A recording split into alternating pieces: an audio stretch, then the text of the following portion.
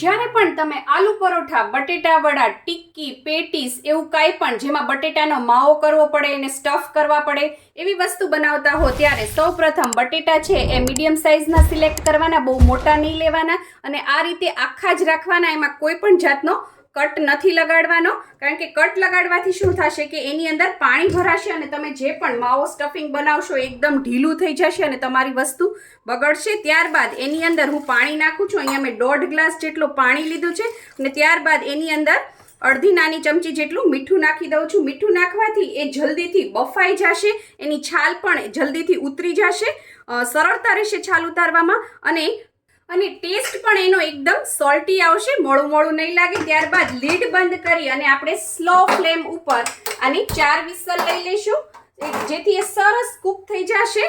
આવી જ idea, tips અને રેસીપી માટે સબસ્ક્રાઇબ કરો પૂનમ્સ ફ્લેવર કિચનને.